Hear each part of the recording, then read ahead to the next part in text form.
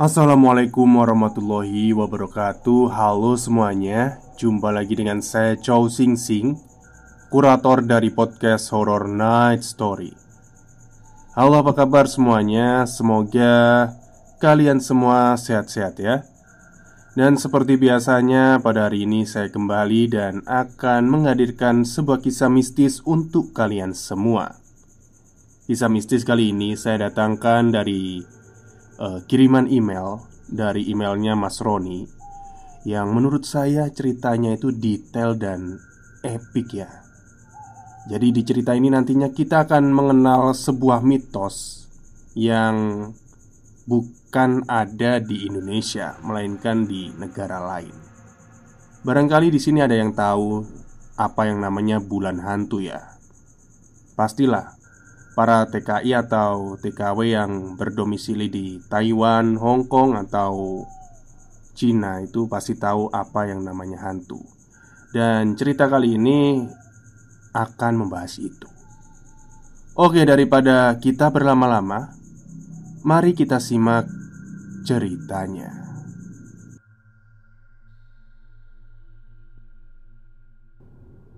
Saat tiba di ujung perjalanan, kita mulai melihat kembali segala sesuatu yang terjadi.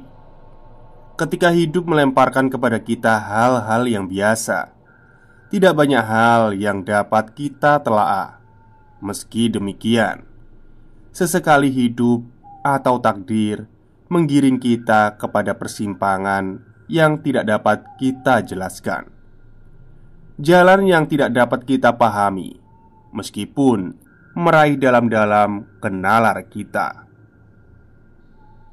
Tepatnya kisahku dimulai saat aku kelas 2 SMA. Sudah belasan tahun yang lalu, namun setiap helai emosi yang tertambat di kisah ini masih terasa segar. Rasa sakitnya terasa masih baru. Sesungguhnya aku sudah mengubur cerita ini dalam-dalam, enggan untuk mengingatnya kembali, apalagi harus menuliskannya dengan detail. Tapi mungkin sudah saatnya aku membuka kembali buku ini sebelum menutupnya untuk selamanya. Saat itu aku tinggal dan bersekolah di sebuah SMA di sebuah kota di Pulau Kalimantan. Saat kelas 3 SMA, saat semua sibuk untuk mempersiapkan langkah berikutnya. Karena berbagai alasan, aku menyadari bahwa aku tidak bisa mengikuti jejak mereka untuk masuk universitas. Melalui pertimbangan panjang, akhirnya aku memutuskan untuk tidak melanjutkan studi pasca SMA dan langsung masuk ke dunia kerja. Kisah ini aku mulai di pekerjaanku yang ketiga. Namun nanti aku akan kembali ke pekerjaanku yang kedua.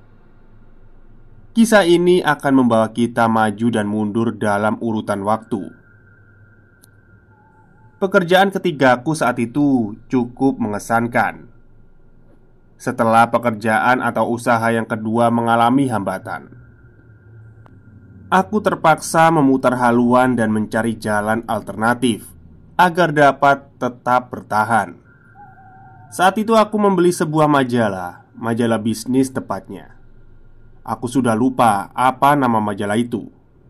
Tapi majalah itu berisi artikel-artikel peluang usaha dan berbagai iklan-iklan komoditas yang dicari di pasar Indonesia. Tanpa sengaja, aku melihat iklan tentang seseorang buyer yang mencari pemasok kepiting.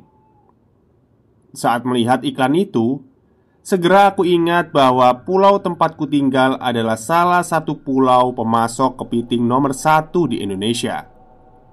Masih menjalankan usaha yang kedua, aku menghubungi nomor kontak pengiklan itu di sela waktu melalui telepon. Setelah percakapan yang cukup panjang dan sedikit bimbingan dari beliau, aku memberanikan diri untuk berangkat dari kota tempat tinggalku ke kota tempat pusat perdagangan kepiting di pulau ini. Jaraknya sekitar 3-4 jam dari tempat tinggalku. Saat itu, aku hanya bermodalkan keberanian dan keyakinan. Berangkatlah aku ke kota itu, menjelajahi pasar demi pasar, bertanya dari satu orang ke orang lainnya. Akhirnya aku menemukan seorang supplier kepiting. Aku mencoba beli satu box kepiting dan mengirimkannya kepada buyer itu. Selama 1 bulan, setiap subuh aku berangkat pergi ke kota ini untuk membeli kepiting dan mengirimkannya kepada buyer ini. Namun, bisa ditebak, selama proses itu aku merugi. Kepiting yang aku beli di luar spesifikasi. Dengan kecewa dan sedikit gusar, buyer itu menghentikan kerjasama denganku setelah menyimpulkan bahwa aku tidak bisa melakukan bisnis ini. Aku pun akhirnya mengetahui bahwa kepiting yang kubeli adalah kepiting bekas sortir atau afkir. Rupanya, supplier yang kutuju tersebut hanyalah tangan kanan dari seorang taipan ekspor seafood terbesar di kota itu. Jadi, selama selang waktu itu aku hanya dipermainkan karena kurangnya pengalaman. Tidak memadamkan semangatku, aku terus mencari informasi mengenai sumber kepiting yang benar. Setelah mempelajari dinamika pasar ekspor impor di Indonesia, aku menyadari bahwa aku tidak bisa mengirimkan produkku kepada pembeli lokal. Aku harus mengirimkan kepada pembeli di luar negeri secara direct. Hanya dengan cara ini, aku bisa memiliki keunggulan di antara pembeli lokal. Dengan kata lain, aku harus menjadi eksportir. Saat itu, aku berusia sekitar 19 tahunan. Saat itu, hampir semua penjual kepiting di kota itu menjual kepiting secara lokal. Mereka mengirimkan kepiting ke Jakarta dan eksportir di Jakarta yang mengoper produk itu ke luar negeri, Singapura, Malaysia, Cina, dan Taiwan adalah pasar utama ekspor kepiting Indonesia. Hanya ada satu orang yang aku tahu melakukan ekspor secara direct saat itu ke Singapura. Orang itu adalah orang Taipan yang ada di pulau itu. Dia memiliki keluarga yang berperan sebagai penerima tangan pertama dan distributor produknya di Singapura. Keunggulan yang mustahil dimiliki orang lain di pulau itu saat itu. Berdasarkan informasi itu, dengan bermodalkan bahasa Inggris yang cukup atau mungkin pas-pasan, aku berkutat di warnet. Setiap hari selama berminggu-minggu aku membaca artikel ekspor-impor, mempelajari sebisa mungkin segala sesuatu yang aku bisa mengenai luar dalam bisnis ini, mencari data dan informasi pembeli kepiting internasional dan mengirimkan email satu persatu kepada mereka. Setelah hari-hari dan minggu-minggu yang panjang, akhirnya aku mendapatkan feedback dari mereka. Berbagai buyer dari Hong Kong, Singapura, Malaysia, bahkan sampai Kanada di Amerika Utara membalas emailku. Dari percakapan dengan mereka, akhirnya aku menjalin hubungan dengan beberapa pembeli dari Singapura. Pertimbanganku saat itu adalah karena skema penerbangan dari kota ini paling memungkinkan untuk pengiriman ke Singapura. Setelah menemukan sumber pasokan kepiting yang benar, aku memberanikan diri menyewa sebuah gudang kecil di tepi pantai. Sangat kecil. Sebuah bangunan atau tepatnya gubuk kayu terbengkelai di belakang sebuah pabrik. Dalam waktu aku mulai mendapatkan nama dan perhatian di pasar seafood di kota itu. Seorang eksportir baru yang entah dari mana membeli barang-barang menyaingi harga pembeli lokal. Saat itu semuanya berasumsi bahwa aku adalah tangan kanan eksportir besar dari Jakarta yang ditugaskan untuk membeli barang di sini. Dan tanpa mengelak, aku mengiyakan saja asumsi mereka. Aku sendiri tidak pernah memberitahukan kepada siapapun identitas dan asal-usulku. Tanpa waktu banyak, kapasitas gudangku tidak lagi mencukupi tingkat produksi kami. Kali ini aku menyewa sebuah gudang besar, setidaknya 5 kali lebih besar dari gudang yang lama. Berada lebih di depan dekat dengan jalan utama, bersebelahan dengan pabrik es batu. Gudang itu bahkan bisa dimasuki 2 mobil pick-up secara bersamaan, hingga mereka tidak perlu jauh-jauh mengangkut kepiting ke dalam gudang. Antrian mobil nelayan menjadi ramai berjejer di depan gudang. Aktivitas di pabrik es batu yang tadinya tutup menjadi ramai berkat aktivitas gudangku. Saat itu aku merasa harus menampilkan penampilan yang dewasa. Aku memanjangkan kumis dan janggut, berusaha tampil setua mungkin dan sekasar mungkin. Pengepul yang menjual barang kepadaku adalah rata-rata orang nelayan atau haji yang berusia 40-50 tahun ke atas. Bahkan karyawanku yang paling muda berusia 5 tahun lebih tua dariku. Setelah mendapatkan nama, seorang pembeli bernama Mr. Sifatasan, seorang Pakistan, menghubungi terkait 2 produk lain, ikan tenggiri dan ikan pari filet. Dan sekali lagi, percobaan pengirimanku gagal total. Ikan pari filet yang aku kirim tidak sesuai spesifikasi pasar di Singapura. Setelah pengiriman yang mengecewakan itu, Mr. Siva menghubungiku. "You have to come. Kamu harus ke sini." Demikian kesimpulan singkat beliau kepadaku. Aku harus ke sana untuk melihat proses dan cara kerja mereka di sana. Merespon feedback itu, aku memutuskan untuk berangkat ke Singapura. Kali pertama aku keluar negeri sendiri, bertemu orang yang tidak aku kenal. Aku membeli tiket dan membooking hotel secara online saat itu. Ada kejadian lucu di sini. Saat itu aku hanya mencari hotel dengan rate termurah. Setibanya di Singapura, aku naik taksi ke hotel itu. Hotel kecil rupanya, di dalam gang yang cukup ramai. Hotel tersebut berada di ujung gang itu. Pintu kaca tembus pandang dihiasi beberapa ornamen Cina. Resepsionis di sebelah kiri dan pintu lift di sebelah kanan. Entah berapa lantai. Saat itu aku mendapat kamar di lantai 4.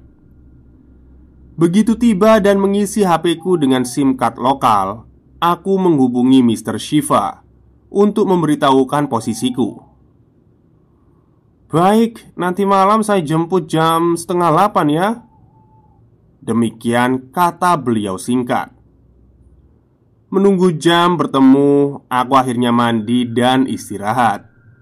Aku melihat-lihat keluar dari jendela kamar hotel dan melihat aktivitas yang cukup padat di sekitar hotel.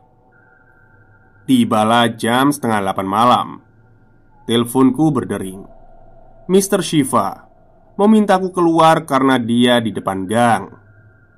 Aku langsung bergegas keluar, memasuki mobil dan berkenalan untuk pertama kali beliau secara langsung. Beliau langsung tertawa.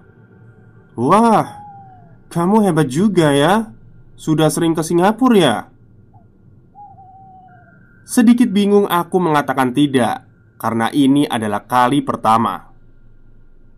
Dia melanjutkan, "Lalu, kenapa kamu bisa pesan hotel di sini?" Rupanya, tempat tersebut adalah distrik pusat prostitusi di Singapura. Merasa setengah malu, aku dan dia sama-sama tertawa. Dia membuka jendela mobil dan menunjuk di sepanjang trotoar. Benar saja, sederet wanita dengan mini dress sedang menjajakan dirinya. Wanita-wanita dari Taiwan, Thailand, Uzbekistan, dan Filipina, serta beberapa negara Asia lainnya. Cukup terkesima dan tergoda dengan pemandangan itu. Kami melanjutkan perjalanan dan menuju kantor Subah. Demikian Mr. Shiva memintaku memanggilnya dengan nama pertamanya. Sesampainya di kantor Subah, dia menghidangkanku dengan segelas susu kambing panas. Bukan main amisnya. Menghabiskan segelas saja membutuhkan waktu 2 jam. Setelah dari sana, sekitar jam 9 kami pergi makan sambil menunggu waktu untuk pergi ke pusat pelelangan ikan. Aktivitas pekerjaan seputar seafood ekspor-impor bermulai dari tengah malam hingga pagi hari. Sekitar jam 1 dini hari kami berangkat ke pelelangan ikan untuk melihat ikan pari impor milik Suba. Setelah melihat berbagai proses penerimaan dan bongkar packaging ikan miliknya, saat fajar terbit, kami berangkat ke pasar ikan lokal tempat Suba menjual produknya kepada pemilik gerai ikan besar. Sesampainya di pasar, aku langsung diberi tutorial filet ikan pari dan berbagai proses penanganan ikan. Seusai dari pasar, kami berangkat ke rumah bos gerai ikan di pasar itu untuk membicarakan berbagai hal mengenai spesifikasi dan jumlah permintaan yang sanggup dia serap. Di luar dugaanku, bos ikan itu memiliki rumah yang sangat mewah. Kami bersantai di gazebo di halaman belakang rumahnya, tepat di atas kolam ikan eksotis miliknya. Usai dari sana, Suba mengantarkanku kembali ke hotel. Sebelum berpisah, aku bertanya pada Suba, sedang ada apa di jalan? Karena saat tiba kemarin, terlihat seperti ada festival di jalan. Ternyata karnaval itu adalah karnaval menyambut bulan hantu atau bulan sembayang arwah bagi suku Tionghoa. Tepatnya festival ini dikenal dengan nama Hungry Ghost Festival atau Festival Hantu Lapar. Mendengar hal itu, aku cukup antusias. Merasa ada sesuatu yang bisa aku saksikan sementara berada di sini. Suasananya meriah. Berbagai pawai, hiasan, dan ornamen menghiasi jalanan.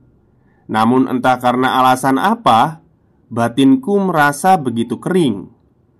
Rasanya suasana atau latar warna seperti agak kuning, seperti vintage, membuatku merasa lelah dan tidak betah. Aku sedikit merasa limbung, namun aku mengira hanya karena aku belum terbiasa dengan lingkungan baru ini. Sebelum melanjutkan cerita, kita kembali lagi ke masa saat aku berada di kelas 2 SMA. Saat kelas 2 SMA, aku memiliki 5 orang teman dekat. Kami berbeda sekolah, dan mereka semua adalah kakak tingkatku. Saat itu kami sering menginap di rumah salah seorang teman kami. Rumahnya kecil namun paling nyaman bagi kami. Yang pertama, orang tuanya adalah paling berada di antara kami. Orang tuanya buka toko hingga malam, jadi sepanjang hari rumah itu kosong hingga kami bebaslah di situ. Biasanya pada akhir pekan kami menginap di sana, bermain PS atau menonton DVD sepanjang malam. Keluar kelayapan mencari makan tengah malam hingga tidur di subuh atau pagi hari. Rumah temanku ini sangat kecil dan sempit, berada di dalam gang dan di ujung gang. Begitu membuka pintu, kita akan segera bertemu satu set tempat duduk yang menghadap sebuah TV. Dari situ kita langsung bisa melihat dapur dan kamar mandi. Di sebelah kanan ada sebuah tangga curam menuju lantai 2. Suatu hari, tanpa sadar setelah bermain PS sepanjang malam, aku tertidur di ujung tangga itu. Badanku memalang menutupi jalan di ujung tangga itu. Malam itu, di hari yang tidak bisa aku ingat kisah ini dimulai, aku mendapat sebuah mimpi. Ada yang aneh dalam mimpi itu. Di dalam mimpi itu aku seperti merasa di dalam momen trans. Aku melihat diriku yang terbaring di ujung tangga itu. Namun dari tangga tersebut tiba-tiba aku melihat sepasang mempelai menaiki tangga itu. Kedua mempelai ini mengenakan pakaian tradisional Chinese. Mempelai wanita mengenakan pakaian pernikahan berwarna merah dengan wajah tertutup semacam cadar. Tidak ada suara. Warna latar di mimpiku terasa sedikit menguning seperti suasana vintage. Gerah rasanya. Aku sangat tidak betah. Segala sesuatu hening. Aku melihat mereka perlahan menaiki tangga itu. Saat kedua mempelai ini menaiki tangga, di kejauhan sayup-sayup aku mendengar semacam senandung. Aku sendiri tidak yakin dari mana senandung ini berasal. Tapi secara naluriah, aku merasa senandung ini berasal dari sang mempelai perempuan. Segala sesuatu berjalan dengan lambat, seolah aku berada dalam slow motion. Aku berdiri di ujung tangga di atas tubuhku yang terbaring tak berdaya.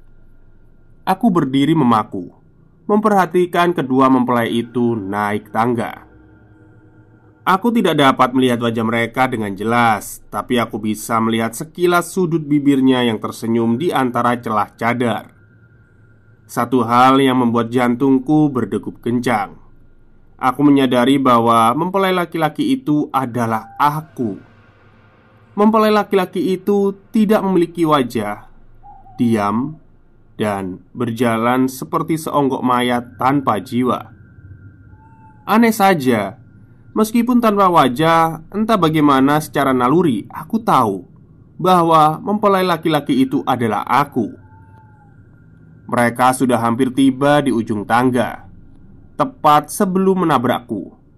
Mempelai merah menengadah dan melempar tatapan padaku. Bibir tipis dan mata hitamnya yang tajam. Aku merasa sepersekian detik jiwaku tercabut dariku, dan aku pun terbangun. Mimpi tersebut sangat membekas di memoriku, seperti ada sebuah benang merah yang mengikatku dengan sosok mempelai merah dalam mimpiku itu. Oke, sekarang kita akan kembali lagi ke Singapura. Seusai berpisah dengan Suba, aku memasuki hotel, mandi, lalu turun kembali untuk melihat-lihat lokasi di sekitar hotel. Di ujung jalan itu ada sebuah kopitiam. Selama di sana, aku selalu menyantap makan pagi di kedai kecil itu. Biasa seusai makan, aku berjalan-jalan sebentar di sekitar sana sebelum kembali ke hotel untuk tidur hingga jam bertemu Suba. Demikian aktivitasku selama 3 hari di sana. Di penghujung hari ketiga, seusai mengantarkanku ke hotel, Suba bertanya, apa rencanaku selanjutnya? Ya, langsung pulang ke Indonesia atau berjalan-jalan dulu di sana. Memikirkan hal itu, aku memutuskan untuk berjalan-jalan saja barang 1-2 hari, mengingat saat itu aku beli one way tiket, jadi aku masih memiliki keleluasaan. Namun tetap aku tidak bisa terlalu lama meninggalkan pekerjaanku di Kalimantan. Seusai beristirahat, aku memutuskan akan berjalan-jalan. Tangan takdir mulai bekerja di sini. Hal yang sudah terkubur jauh dalam memoriku terbuka seperti sebuah kubur yang digali paksa. Apa yang kukira tidak memiliki arti nyatanya mengubah jalan hidupku dengan cara yang tidak pernah aku bayangkan sebelumnya. Menaiki taksi. Sang supir menanyakan tujuanku. Aku berkata bahwa aku turis. Baiknya kemana menurut sang supir? Setelah mengucapkan berbagai destinasi umum bagi turis, anehnya bibirku menggumamkan suatu daerah kota tua. Sang supir cukup terkejut. Begitu juga denganku. Jaraknya cukup jauh, dan aku bertanya-tanya di dalam batin, dari mana aku tahu lokasi ini? Mengapa bibirku mengucapkannya seakan aku sudah memiliki janji di sana? Keheranan itu sempat sedikit mengusikku. Tidak memiliki waktu banyak untuk memikirkan itu, akhirnya kami berangkatlah. Sesampainya di sana, aku menghabiskan setengah hari berjalan-jalan layaknya turis. Setelah merasa puas untuk melihat daerah itu, aku memutuskan untuk pergi. Siang itu, aku merasa keanehan yang tidak dapat aku jelaskan. Saat berada di lokasi tua itu, aku merasa seperti kembali ke suatu tempat yang familiar, baik suasana maupun latarnya. Entah kenapa aku merasa segala sesuatu berjalan begitu pelan. Orang maupun kendaraan nampak bergerak begitu lambat dan tertahan. Aku merasa sedikit mual. Cahaya nampak begitu kuning dan gerah. Ada sesuatu di dalam benakku yang mengatakan bahwa aku pernah berada di dalam suasana ini. Semacam deja vu. Aku berdiri mencoba menyetop taksi. Tepat sebelum taksi berhenti, mataku menangkap sesuatu di trotoar. Tergeletak secara acak sebuah amplop berwarna merah, rapi, baru, mengkilap. Sebuah angpau. Sebuah amplop merah tradisional Cina yang biasa digunakan di hari Imlek untuk diisi lembaran uang dan dibagikan kepada kenalan ataupun sanak saudara. Aku yakin teman-teman pasti sudah familiar dengan bentuknya. Tubuhku bergerak tanpa izin otakku, tertarik secara magis kepada amplop itu. Aku tahu, aku meraihnya bukan karena merasa akan ada uang di dalamnya. Batinku hanya tertarik saja kepada amplop merah itu, seolah itu sesuatu yang sudah menungguku. Akhirnya tanganku memungut angpau itu. Ketika hendak membukanya, sebuah taksi berhenti. Angpau tersebut tidak jadi aku buka, dan akhirnya aku naik taksi. Angpau itu aku masukkan ke dalam tas lempangku. Di kantong bagian belakang, tempat barang yang jarang aku buka, tersimpan begitu saja tanpa aku ingat keberadaannya. Setelah dari sana, aku masih melanjutkan pergi ke beberapa tempat. Sekitar jam 8 aku sampai di hotel. Berjalan menelusuri gang yang mulai ramai dengan mucikari dan wanita-wanita penghibur. Anehnya, para mucikari yang hari-hari sebelumnya menawariku, mereka hari ini terlihat sedikit terperanjat saat melihatku. Aku gagal menemukan kata-kata untuk melukiskan situasi ini. Dengan tergesa-gesa, mereka membuang muka dan menghindari menatapku. Mereka menghindar seolah tidak mau bertabrak olehku. Begitu juga dengan wanita-wanita itu. Mereka menyingkir dengan cepat sambil menunjuk dan berbisik, setengah berlari meninggalkan gang itu. Sesampainya di depan hotel, aku mendorong pintu kaca. Seperti biasa, resepsionis mendongak dan hendak memberikan salam. Namun ternyata salam itu terputus. Sang resepsionis tampak terkejut dan langsung terduduk kembali. Wajahnya nampak benar-benar pucat, nafasnya memburu. Aku sempat mengernyitkan dahi, tapi jujur, aku sangat lelah hari itu untuk memikirkan hal-hal yang baru saja kusaksikan. Aku memilih untuk mengabaikannya. Setelah mandi, aku merasa tidak ada lagi setetes pun tenaga di tubuhku. TV kunyalakan tanpa aku tonton. Hanya sekedar mencari suara memecah keheningan. Lampu kamar aku matikan dan gorden kubuka, mengharap ada cahaya lampu kota masuk menembus kamar. Malam itu, genderang peringatan kedua ditabuhkan, seakan mengingatkanku akan sesuatu yang semakin mendekat. Sesuatu yang sudah lama menungguku. Sesuatu yang saat itu aku belum tahu mengincar nyawaku.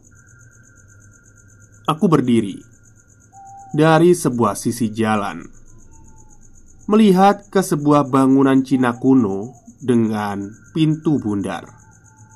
Aku melihat suasana meriah, suasana pernikahan.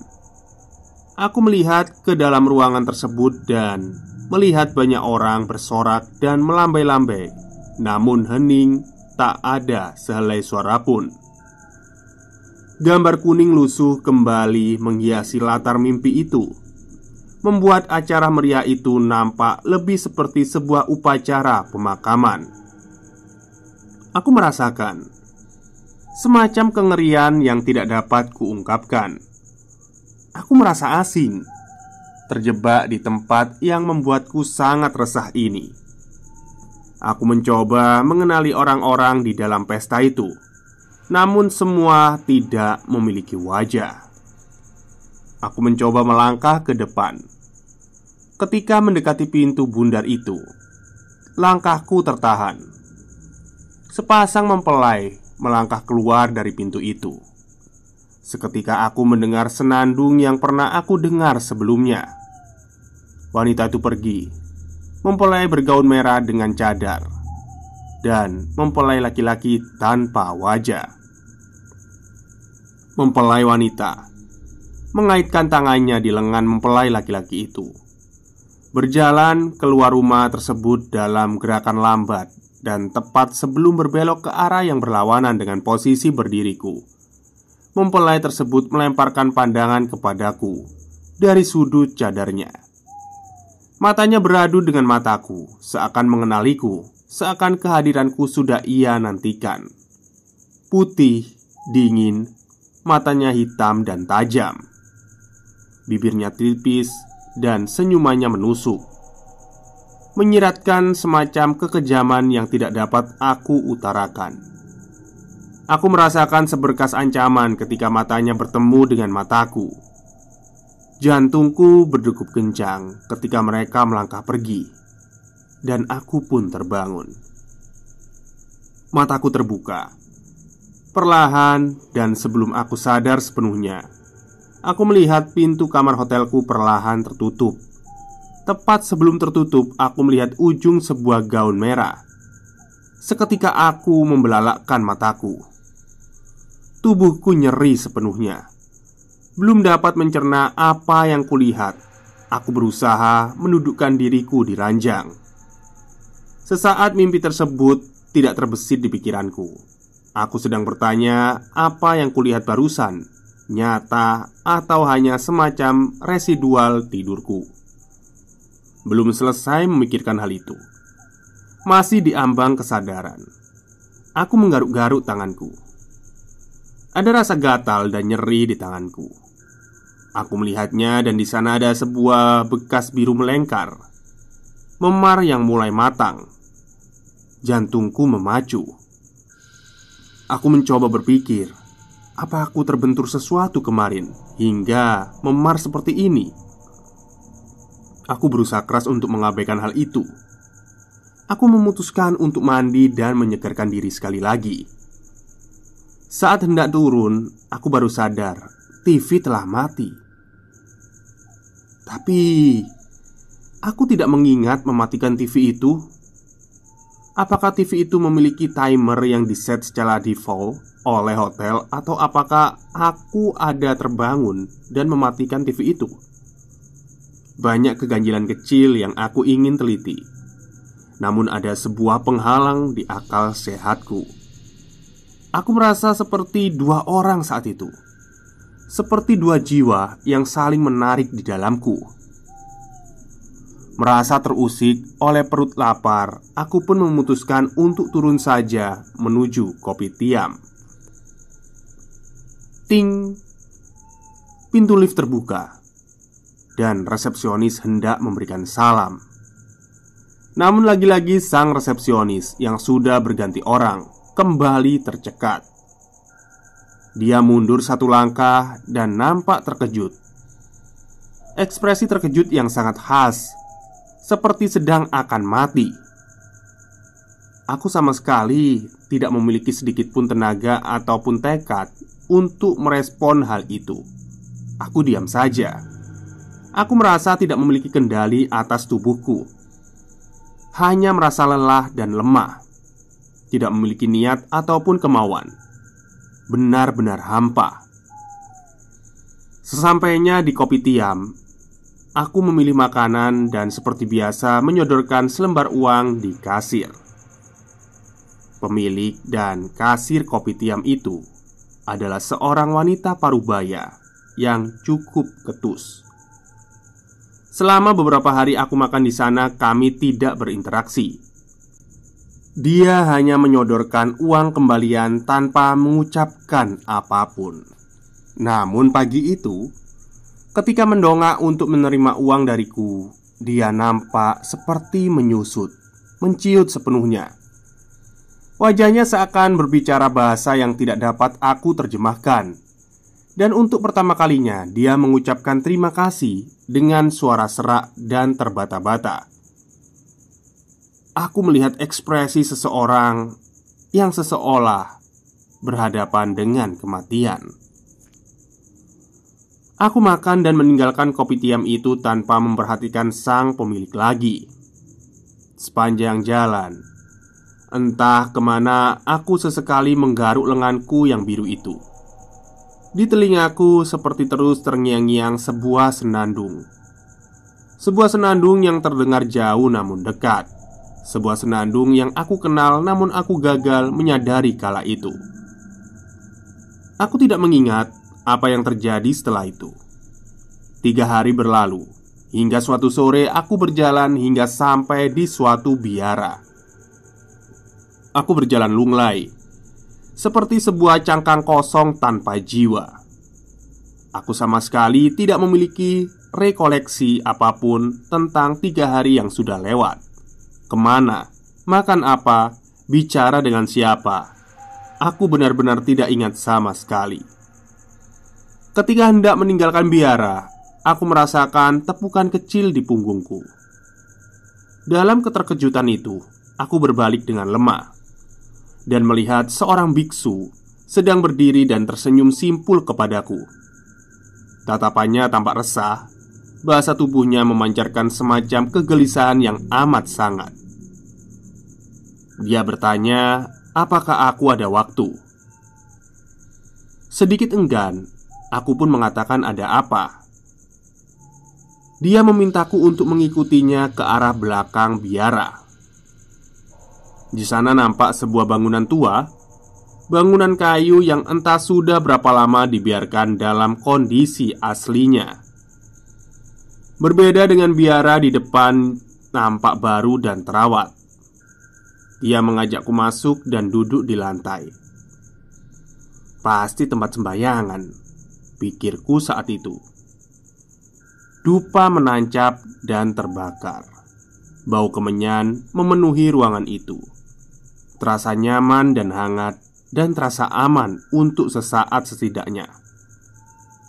Aku duduk dan merasa menemukan sedikit kesadaran dan kendali atas akal sehatku, namun masih samar-samar. Sang biksu menanyakan apa saja yang sudah aku lihat selama di sana. Merasa sedikit curiga, aku bertanya, mengapa dia tahu bahwa aku bukan penduduk asli, melainkan turis? Mengabaikan balasan pertanyaan itu, dengan setengah senyum dia melontarkan kembali pertanyaan lain. Ada menemukan apa selama di sini? Ada sebuah tembok antara batin dan akal sehatku. Aku ingin namun tidak bisa menjawab. Aku sendiri tidak paham sepenuhnya apa yang terjadi pada diriku. Aku berakhir dengan hanya menggeleng dan menyadari dia sesekali menatapku dan melewati punggungku ke arah pintu yang ada di belakangku. Ada semacam sensasi dingin di tengkukku. Bulu kuduku berdiri setiap kali aku ingin membalikkan badan. Karena itu aku urungkan. Dengan agak mendesak kali ini, dia melontarkan pertanyaan yang lebih spesifik. Kamu pasti mengambil sesuatu ya di sini? Seketika, batin dan akal sehatku seperti tersetrum dan menyambar. Dalam sepersekian detik, otakku memutar kembali mimpiku saat SMA dan mimpiku di hotel. Kejadian ketika aku terbangun dan di saat yang hampir bersamaan, tanganku meraih tas lempang yang aku letakkan di sampingku. Aku membuka resleting kantong belakang tas lempangku. Dengan hati-hati, aku mengeluarkan sesuatu. Angpau yang aku pungut, yang sudah aku lupakan keberadaannya di dalam tasku. Sang biksu menatap tanganku yang memegang angpau itu. Semacam ada rasa sesal, semacam tahu bahwa ini adalah kemungkinan terburuk yang mungkin ia harapkan. Masih sesekali menatap ke arah pintu itu. Mengembuskan nafas dengan berat, ia mengambil amplop itu dari tanganku lalu membukanya perlahan. Selembar kertas kuning tipis bertuliskan aksara berwarna merah darah yang tidak aku pahami. Mantra. Meskipun aku belum tahu apa tepatnya arti aksara itu, Tapi batinku sudah tahu bahwa aku sedang berada dalam situasi yang mengancam nyawa. Biksu tersebut berujar, "Ini adalah pinangan pernikahan dari pengantin hantu. Ketika kamu memungut dan menyimpan amplop ini, berarti kamu sudah menerima lamaran untuk menjadi suaminya. Kalian sudah menjadi suami istri." Sang biksu berusaha menjelaskan lebih jauh. "Saya bukan ahlinya dalam hal ini. Namun, tadi saat melihat kamu berjalan-jalan di pelantaran biara saya meringis dan sudah tahu kamu berada dalam bahaya. Apa kamu tahu? Kamu sedang berjalan bersama mempelai wanitamu yang bergaun merah. Dia menggandeng kamu tepat di tanganmu yang membiru itu." Tunjuknya ke arah lengan dari tadi yang kugaruk-garuk kecil. "Ya, bekas biru itu adalah tanda kuatnya energi mempelai wanita itu. Sentuhannya di alam mimpi dapat menyeberang ke dunia fisik." Mendengar kalimat itu, ada semacam sensasi yang belum pernah aku rasakan sebelumnya. Inikah kengerian yang dirasakan resepsionis dan pemilik kopi tiam? Suatu sensasi seperti mau mati. Aku merasa lantai tempatku duduk seakan terbuka dan menelanku. Dan di saat yang bersamaan aku merasa seluruh bangunan ini terguncang. Aku merasa menyusut. Aku merasa sangat tersudut dan terpencil. Kengerian ini tidak dapat aku jelaskan. Aku seperti orang yang dijatuhi hukuman mati. Aku merasa seperti seseorang yang sudah kalah dalam sebuah peperangan. Seketika aku merasakan betapa kecilnya fananya dunia ini. Tampang dewasa dan kokoh yang selama ini aku pertontonkan seketika rubuh dan aku ditarik secara paksa untuk kembali dalam realitas seorang bocah yang berumur 18 tahun. Aku baru sadar betapa rentan dan sia-sianya pertahanan diriku saat itu. Dengan penuh ketakutan aku bertanya untuk memastikan di mana mempelai wanita itu sekarang. "Dia ada di pintu, sedang berdiri menunggumu. Dia tidak bisa masuk ke sini." Aku menelan ludah. Dengan susah payah tidak berani membalikkan badanku. Meskipun tidak melihatnya, aku sudah dapat membayangkan bagaimana visualisasinya. Rasa takut yang amat sangat menggerogoti seluruh tulang-tulang tubuhku. Sembari menangis-tangis, aku rasanya ingin memohon diselamatkan. Tapi kepada siapa? Aku di sini sendiri, di tempat asing, jauh dari keluarga dan tidak mengenal siapapun. Aku pun melempar tatapan yang memelas kepada sang biksu yang saat itu tengah bangkit berdiri. Dia mengambil sesuatu wadah. Aku tidak tahu wadah apa itu. Aku hanya melihat dupa yang tertancap dan abu yang jatuh di sekitarnya. Dia berlutut, memejamkan mata dan menggumamkan beberapa kalimat dengan perlahan lalu membakar amplop itu. Setelah usai dibakar, dia melipatkan tangannya seperti tanda syukur lalu mengajakku berdiri. Aku lemas. Aku merasa seperti tulang-tulang di seluruh tubuhku meleleh. Lututku tidak dapat melangkah. Biksu itu memapahku menuju pintu keluar. Aku menarik lengannya, tanda menolak untuk keluar. Dia bilang, "Tidak apa-apa. Pengantin perempuan itu sudah pergi." Sang biksu melanjutkan bicara. "Di bulan hantu ini, eksistensi dan energi mereka sedang kuat-kuatnya. Aku sendiri tidak ahli dalam hal ini. Tapi dalam kasus seperti ini, antara kamu pulang bersama sang mempelai merah atau kamu tidak akan pulang lagi selamanya." Penjelasan itu seperti tikaman sebuah paku terakhir di atas dadaku. Seperti inikah rasanya bertatapan dengan kematian? Beliau menjelaskan bahwa persatuan kedua unsur yang berbeda alam akan selalu menciptakan malapetaka, baik untukku atau orang sekitarku. Pertama, aku akan semakin merasakan kehilangan kendali atas tubuh dan mentalku. Singkat kata, aku akan semakin tertarik ke dunia sang mempelai merah, dunia roh, dunia orang mati. Dan jika sudah terlambat, aku bisa melakukan hal-hal yang fatal. Bisa saja aku melompat dari gedung atau berlari ke arah jalan yang ramai, menabrakkan diriku. Aku bisa mencelakakan diriku sendiri. Intinya, dengan cara apapun dia akan membawaku ke sana, ke alam roh. Mendengar hal itu, seutas tenaga yang berhasil kukumpulkan kembali sirna. Sang biksu berpesan agar aku kembali ke hotel dan segera pulang secepat mungkin ke tempat asalku. Dia membantuku menghentikan sebuah taksi, menanyakannya kepadaku nama hotel dan berpesan pada supir untuk mengantarku sampai tempat tujuan. Aku berpamitan dan kembali ke hotel. Begitu aku melangkah masuk ke hotel, resepsionis yang kemarin terperanjat, aku lihat sedang bertugas. Dia menatapku dan mengembuskan nafas lega.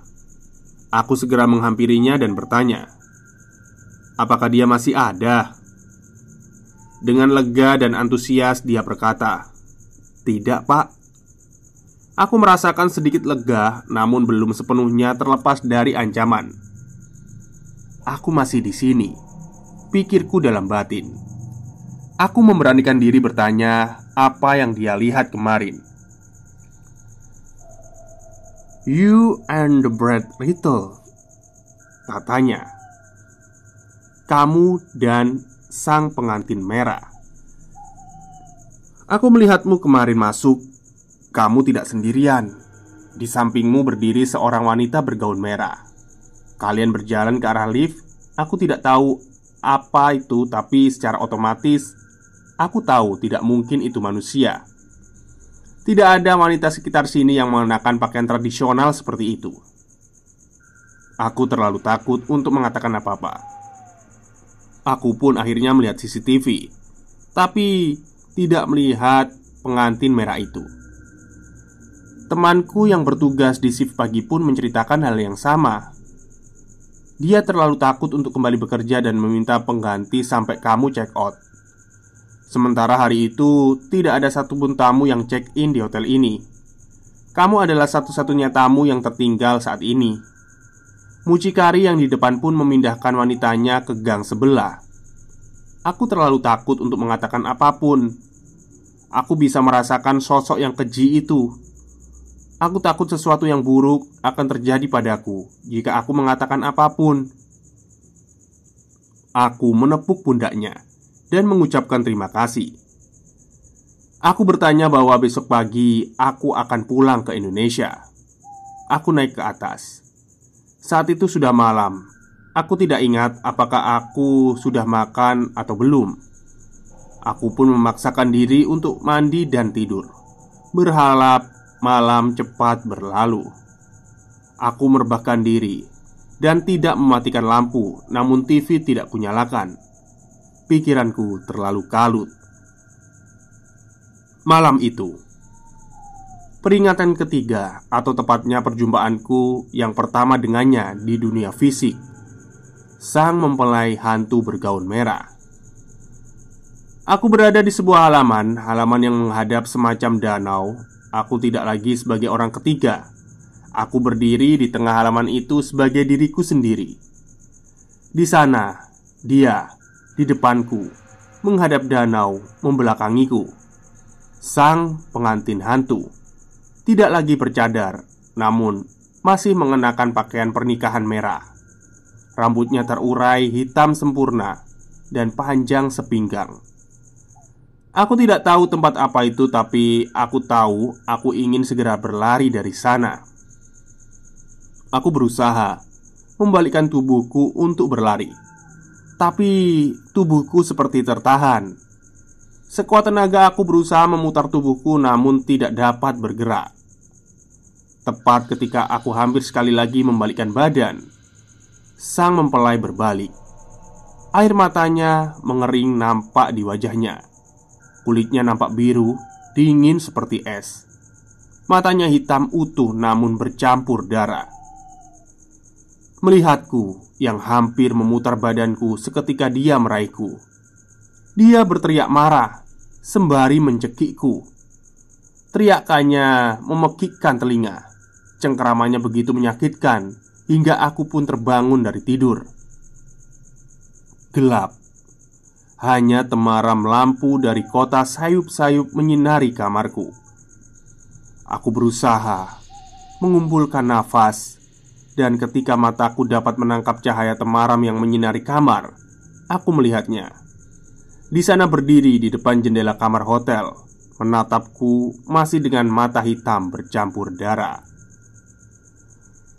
Aku berteriak sekuat tenaga, namun suaraku tercekat di tenggorokan. Aku terjatuh dari ranjang. Aku sudah bersiap untuk mati.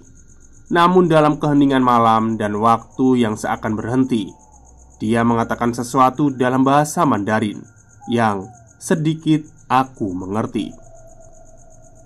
Wu Xianxu, aku pergi dulu. Apa yang terjadi selanjutnya benar-benar memutar balik akal sehatku.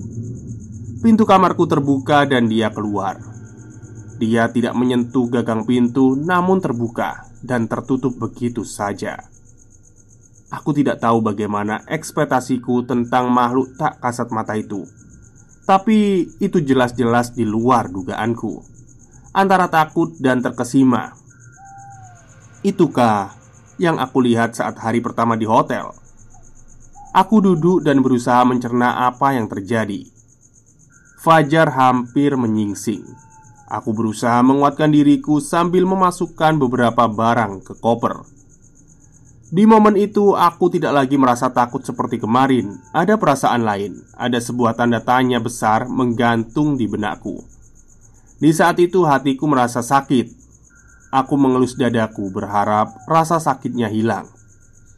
Namun aku baru sadar sakitnya berada di dalam jantungku. Mengapa aku merasa aku harus bertemu dengannya? Dalam perjalanan ke bandara, aku merangkai semua yang terjadi. Mimpi di saat kelas 2 SMA, perjalanan ke kota tua, dan kalimat terakhirnya, aku pergi dulu. Sudahlah, aku sudah lepas dari bahaya, desahku pelan. Namun, apa yang kukira perpisahan ternyata hanyalah sebuah permulaan. Aku takut mati. Aku tidak ingin mati. Aku tidak pernah benar-benar memikirkan soal hidup dan mati sebelumnya. Tapi momen di biara itu membuat aku menyadari betapa aku ingin hidup. Entah baik dan buruknya keadaanku, aku ingin hidup selama mungkin, berjalan sejauh mungkin, merasa dan bisa melihat sebanyak mungkin. Aku tidak ingin terdengar klise, tapi aku percaya dengan tangan takdir. Aku percaya setiap tikungan yang kita ambil adalah untuk suatu maksud. Kesalahan yang kita perbuat juga untuk suatu maksud. Orang-orang yang kita jumpai untuk suatu alasan. Saat kembali ke Indonesia, aku merasakan kekosongan yang amat sangat di hatiku. Ada sebuah rasa kehilangan yang mendalam, seperti baru menyaksikan orang yang aku cintai mati di hadapanku. Aku bukan orang yang religius, tapi aku cukup spiritual untuk mempercayai sesuatu yang di luar kasat mata kita. Aku percaya pada lapisan dimensi ruang dan waktu. Aku percaya kepada kehidupan yang lampau dan yang akan datang. Begitu tiba di Pulau Kalimantan, aku mengendarai mobil yang memang kuparkir di bandara, menuju kos tempat tinggalku untuk membongkar bawaanku dan menyerahkan pakaian kotorku ke laundry. Selama di Singapura, shipment kepitingku berjalan normal. Semua proses sortir dan packing dihandle oleh Ridwan, kepala karyawan dan penanggung jawab gudangku. Duan, biasa aku memanggilnya demikian. Bersama dia ada 3 orang karyawan lagi, yang semua adalah sepupu dari Duan. Mereka beberapa tahun lebih tua dari aku, namun kalah berwibawa dibanding dengan Duan. Sejatinya, mereka memang tinggal di dekat gudang kami saat itu. Namun, setelah pindah ke gudang yang lebih besar, mereka semua meminta izin untuk tinggal di gudang agar tidak perlu membayar kontrakan lagi. Aku memberikan mereka keleluasaan menempati gudang dengan catatan mereka menunaikan tanggung pekerjaan dan tidak menyalahgunakan gudang itu untuk kepentingan di luar pekerjaan. Setelah beristirahat beberapa jam, subuh itu aku mulai kembali kepada rutinitas pekerjaanku. Agaknya aku mengira semua sudah kembali normal. Hingga suatu malam, entah malam keberapa sejak kepulanganku. Saat itu aku sedang terlelap sekitar tengah malam. Aku biasa tidur beberapa jam sebelum berangkat ke gudang untuk mengawasi proses sortir kepiting. Malam itu, saat tertidur, aku benar-benar dikejutkan dengan suara semacam ledakan. Kengerian yang kurasakan dalam detik-detik itu begitu membekas di bawah sadarku. Aku tidak dapat menangkap secara langsung apa suara itu, tapi suara itu begitu dekat sehingga secara refleks aku berteriak dengan sangat nyaring. Seisi kos terbangun. Bahkan bapak kos buru-buru berlari menuju kamarku dengan hanya mengenakan sarung dan membawa sebuah parang. Aku tidur dengan mematikan lampu sehingga aku tidak dapat melihat apapun. Seusai teriakanku, aku berhasil menyalakan lampu dan melihat kipas angin gantung yang berada di plafon terjatuh tepat di sebelah kepalaku. Kerangka kipas itu hancur dan baling-balingnya patah, menancap di tembok di atas bantalku. Entah bagaimana aku menjelaskannya, hanya kengerian yang aku rasakan saat itu. Aku langsung mengingat sensasi seperti mau mati yang kurasakan di biara. Rasa lemah dan begitu terpencil, rasa terpojok dan tak berdaya. Seketika rasa amanku hilang. Aku ingin memperkenalkan seseorang. Seseorang yang terpaksa berbagi cerita pahit ini bersamaku. Seseorang yang terluka sama dalamnya denganku. Seseorang yang mungkin seharusnya tidak kulepaskan, tapi aku terlalu pengecut saat itu. Maria. Dia adalah seorang wanita yang kukenal beberapa bulan belakangan. Aku katakan wanita karena saat itu dia berusia 8 tahun lebih tua dariku. Dia bekerja sebagai marketing di sebuah agen properti. Aku mengenalnya di suatu pameran properti di sebuah mall di kota itu. Sejak awal perkenalan kami langsung akrab, seperti ada kerinduan akan seorang teman yang akan dijadikan sandaran. Maria pun dengan cepat akrab denganku. Meskipun begitu, hubungan kami hanya hubungan kasual, bertukar pesan singkat lewat BlackBerry dan sesekali berbicara di telepon untuk beberapa saat. Sesekali kami bertemu di akhir pekan untuk makan saja. Ada rasa suka di dalam diriku, mungkin sebagian karena merasa kesepian seorang diri di kota ini. Mengutip Charles Bukowski, seorang diri terkadang terasa nyaman, tetapi tidak pernah terasa benar. Kehadirannya seperti mengisi suatu ruang yang kosong yang sudah lama aku abaikan di hatiku. Hidup ini rumit dan pelik. Aku berjumpa dengan orang yang tepat di waktu yang salah. Terkadang kita bertemu orang yang salah di waktu yang tepat. Takdir kadang suka menjadikan hati manusia sebagai bahan gurauannya. Maria agaknya adalah orang yang salah di waktu yang tepat. Aku salah bertemu dengan dia, dan dia denganku. Sebelum mengenalku, rupanya dia pernah menjalin hubungan serius dengan seorang pria selama 4 tahun. Dan selama selang waktu itu, mereka tinggal bersama tanpa menikah. Sakit di hatiku ketika mendengar kisah ini dari mulutnya. Aku menahan diriku dari memberikan penilaian, karena setelah mengetahui latar belakangnya, aku sedikit banyak dapat memahami jalan hidupnya dan pilihan yang dia ambil. Dan jujur saja, aku memiliki respek tersendiri atas keberaniannya mengungkapkan hal itu padaku. Saat bersama pria itu, dia mengalami beberapa kali kekerasan yang sempat membuat wajahnya luka dan badannya memar cukup parah, sehingga dia pada akhirnya memutuskan untuk kabur meninggalkan pria itu. Saat itu dia tinggal di sebuah kota di Sumatera bersama dengan lelaki itu. Setelah mengalami beberapa kali kekerasan, akhirnya dia memutuskan untuk meninggalkan pria itu dan pergi ke Kamboja. Setelah dari Kamboja lah dia bekerja di Kalimantan. Dia adalah anak sulung dari sebuah keluarga broken home dan harus menghidupi adik dan ayahnya. Hal inilah yang membuatku paham mengapa dia akhirnya bisa hidup bersama dengan seseorang lelaki yang lebih tua, yang pada akhirnya menganiaya dirinya. Perlindungan, keamanan, dan jaminan ekonomi, setidaknya itu adalah alasan yang cukup bagi seseorang yang mengambil keputusan yang sangat sulit.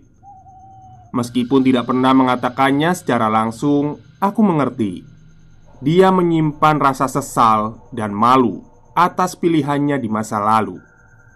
Dan mungkin sedikit berharap aku bisa menerima sejarah itu dengan tangan terbuka. Tapi jika aku boleh jujur, tidak mudah bagiku. Mungkin itulah yang menjadi alasan kenapa hubungan kami tidak fisikal saat itu. Ada sebuah penghalang di dalam batinku yang menahanku agar tidak melangkah terlalu jauh jika aku tidak dapat melihat masa depan dengannya. Itulah mengapa aku mengatakan orang yang salah di waktu yang tepat. Sepulang dari Singapura, aku masih belum bertemu dengan dia. Aku hanya mengabari kepulanganku. Beberapa hari setelah itu, aku memiliki waktu untuk bertemu dengannya. Aku mengharapkan bertemu dengan seseorang yang setengah menutup diri, yang aku kenal sebelum pergi ke Singapura. Namun di luar kesiapanku, saat bertemu dia nampak begitu ceria, seperti selembar kertas putih, seakan tidak memiliki beban dan sejarah masa lalu yang ia tanggung sebelumnya. Aku masih berusaha merasionalisasi Maria yang ada di hadapanku ini. Aku merasakan sebuah sensasi yang berbeda dalam batinku. Ada semacam euforia dalam batinku. Aku merasakan sensasi riuh dan damai di saat yang bersamaan.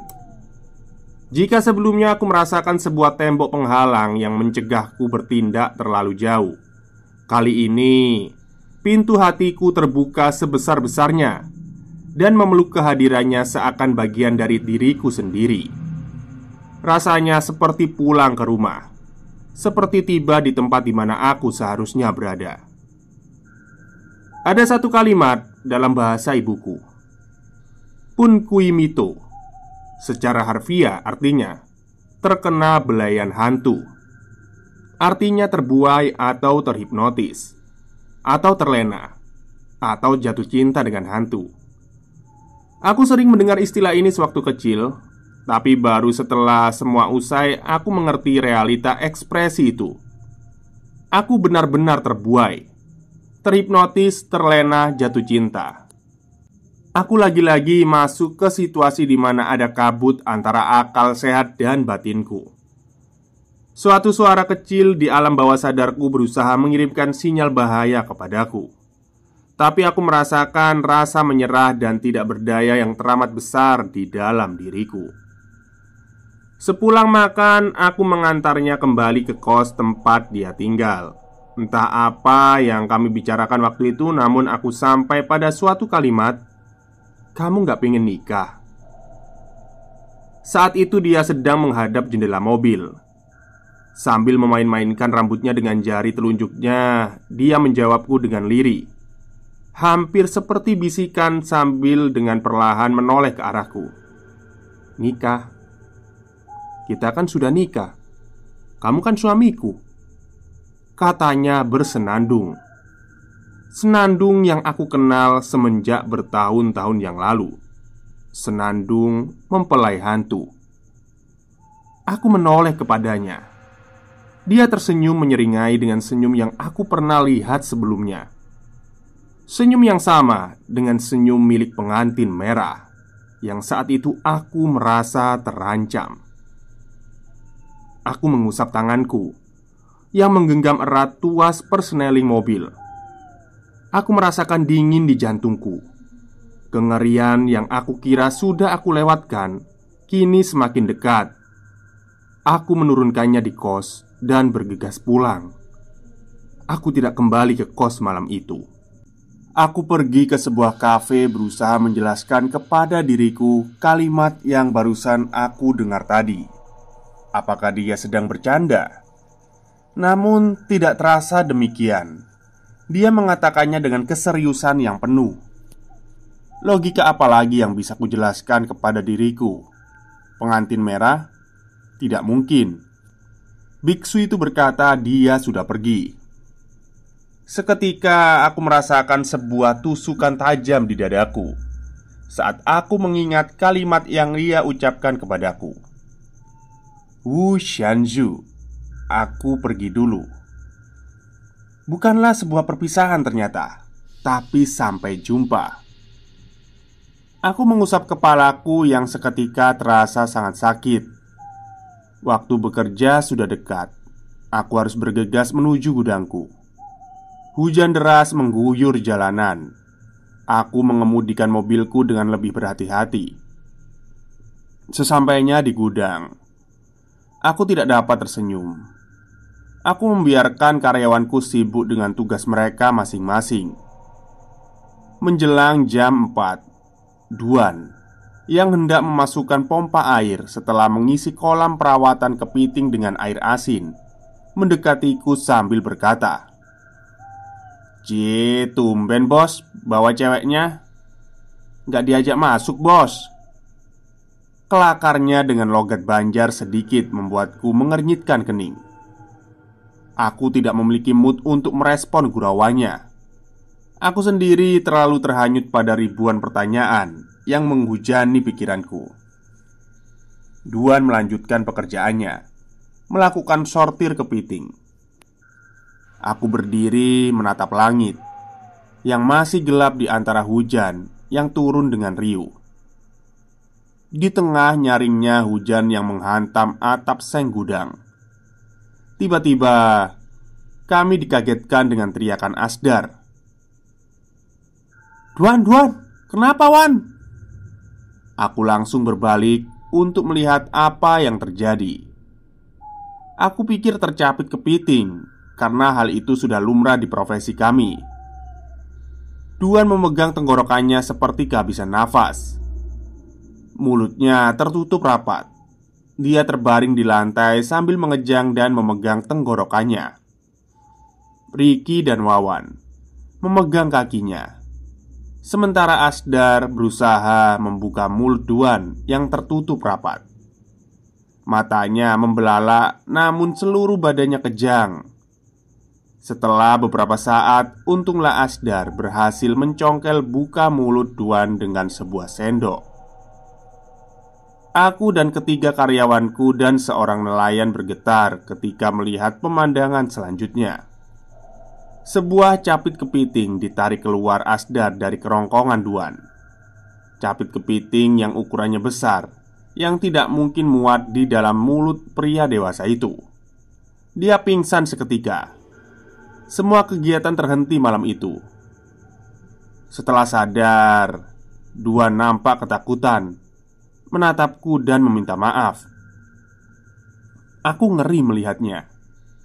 Dia bilang, "Maaf bos, saya benar-benar minta maaf bos. Saya cuma bercanda. Pacar bos marah sama saya." Pacar? Apa-apaan ini? Pacar apa? Aku jelas-jelas pergi sendiri ke gudang. Selalu sendiri. Tempat tinggal Maria setengah jam dari gudangku. Lagi pula dia tidak pernah kuajak ke gudang. Semua bertanya padanya apa yang dia maksud. Dia mengatakan bahwa saat memasukkan pompa, saat itu hujan masih mengguyur. Dia melihat ke arah mobilku dan melihat seorang wanita tengah duduk di sebelah kursi setir. Dia tidak melihat dengan jelas, dengan gelap dan hujan, tapi dia bilang bahwa ada seorang perempuan berbaju merah di dalam mobil. Itulah mengapa dia melemparkan gurauan ketika aku masuk ke dalam gudang. Sesaat sebelum aku tercekik, aku mengatakan saat sedang menyortir kepiting, dia melihat setengah badan wanita itu berdiri di pintu gudang dan menatapnya dengan seringai yang mengernyitkan dan sorot mata merah. Duan mengatakan masih sempat melihat kiri dan kanan, namun tidak ada yang memperhatikan wanita itu. Sebelum dia sempat beraksi, wanita itu menghampiri Duan dengan cepat dan menjejalkan capit kepiting ke tenggorokan Duan. Dia membungkam mulut Duan sambil mencekik lehernya. Itulah yang ia ingat sebelum dia pingsan. Dan aku, ketiga karyawanku yang lain, merinding mendengar pengakuan Duan. Tidak salah lagi, sang pengantin hantu masih mengikutiku. Setelah memastikan Duan baik-baik saja, aku bergegas pulang ke kos karena sudah pagi. Aku belum tidur sejak tadi malam. Kepiting yang terlanjur kami beli harus kami inapkan sehari dan aku harus menghubungi bayarku untuk memberitahukan ada penundaan pengiriman hari ini. Saat hendak berbalik, aku menabrak Wawan dan menjatuhkan kacamataku. Gagangnya mendarat di lantai beton dan lensanya terhempas keluar dari bingkainya. Sedikit gusar. Aku ingat memiliki cadangan kacamata di laci dashboard mobil. Masuk ke mobil, aku segera membuka laci dashboard dan mengambil kotak kacamata cadangan. Namun, tanganku terhenti. Di dalam laci ada sebuah amplop yang tidak seharusnya berada di sana. Ada sebuah angpau di laci dashboardku. Dengan nafas berat, aku meraih angpau itu. Aku membukanya perlahan, berharap ini bukan angpau yang sama dengan yang kupungut dari Singapura. Lagi pula, bagaimana mungkin biksu sudah membakarnya di depanku? Meski begitu, aku tahu sesuatu sudah salah. Sudah sangat salah. Apapun ini sudah pasti sesuatu yang lebih buruk. Ketika meraih angpau tersebut, aku merasakan sensasi lain. Ada bunyi benda bergesekan di dalamnya. Aku tidak tahu apa itu.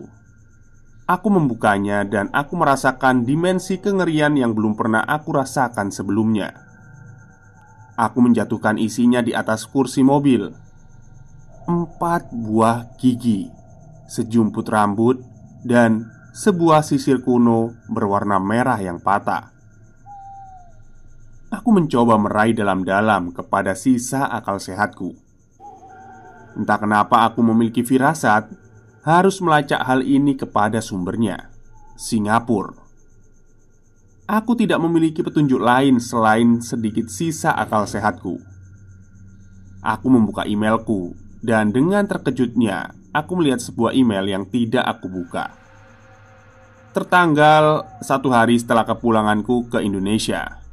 Email dari hotel tempat aku menginap. Ada tulisan,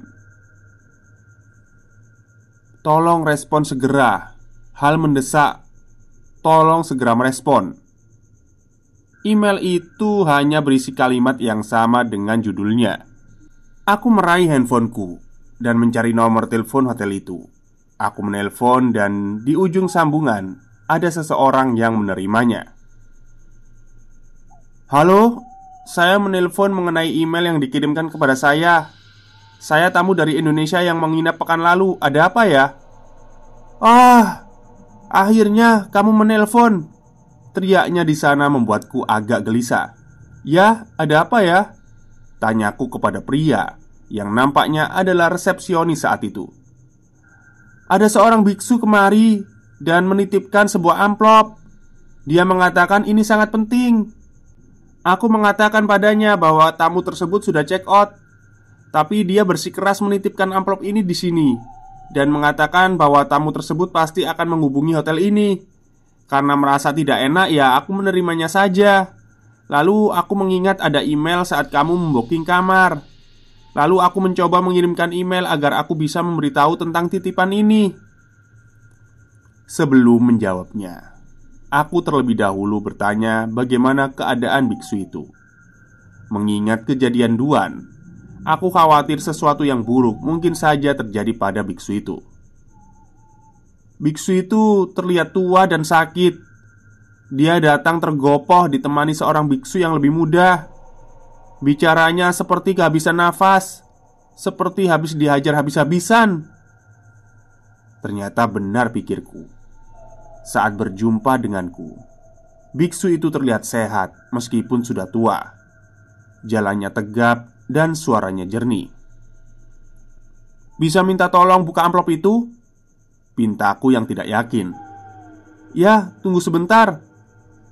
Aku mendengar suara benturan kecil, seperti dia sedang mengkaitkan gagang telepon di lehernya sambil membuka amplop. "Ada sesuatu? Sebentar ya." Tiba-tiba terdengar suara teriakan dari ujung telepon dan benturan seperti gagang telepon yang terjatuh.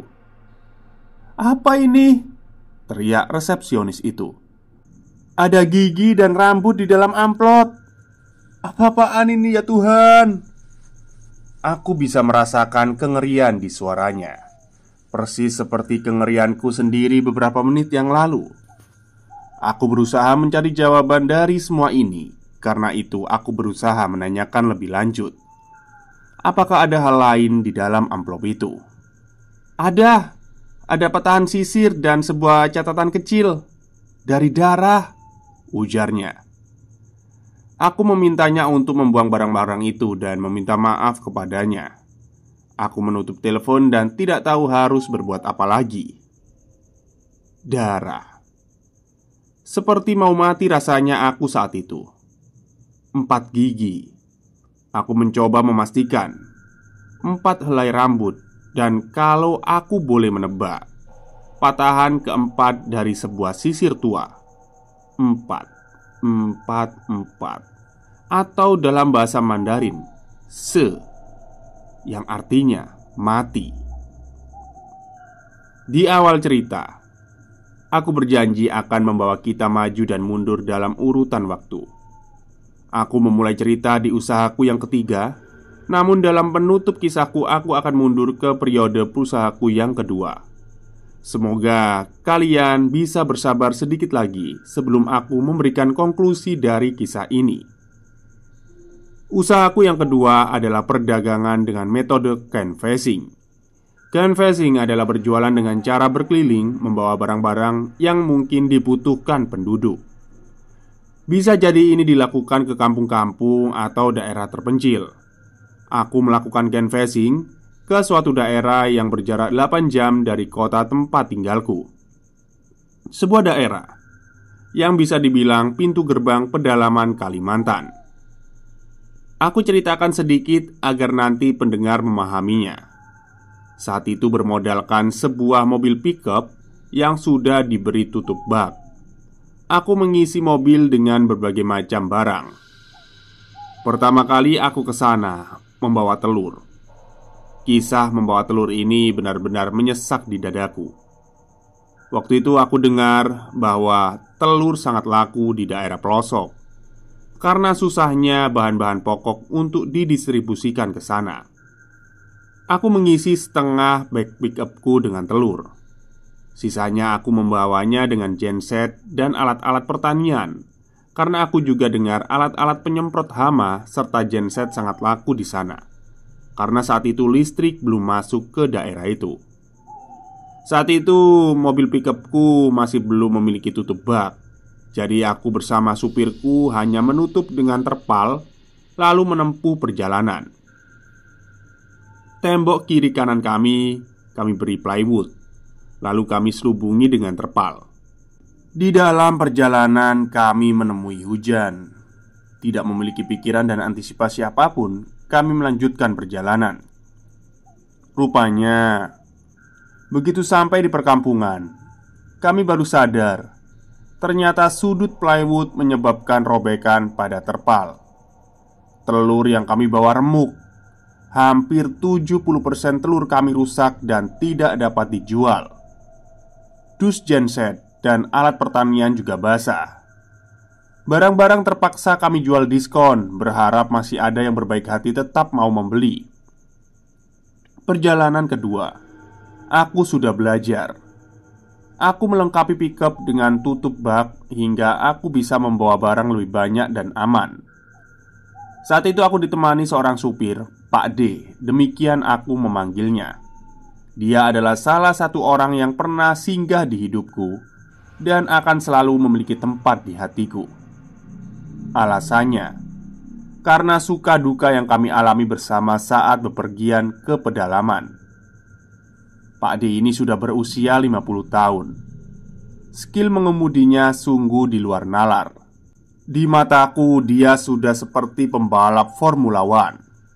Yang parah adalah matanya yang sudah mulai ketarak. Dan kalau ada satu orang yang aku bisa percayakan nyawaku saat menyetir, dialah orangnya. Ironis memang, Pak D memiliki kebiasaan memanggilku bos dalam percakapan tidak penting. Namun ketika ingin membicarakan sesuatu yang serius, dia selalu memanggilku mas. Di penghujung periode canvassing kami selama hampir setahun, kondisi di sana sudah mulai berubah. Listrik sudah mulai masuk. Distributor sudah mulai melakukan pengiriman secara langsung ke sana. Saat itulah penjualanku mulai menurun sebelum akhirnya aku beralih ke usaha yang ketiga.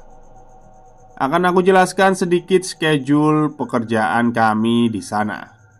Sehari sebelum keberangkatan canvassing, aku dan Pak D akan pergi membeli dan memuat barang-barang dagangan ke dalam pickup.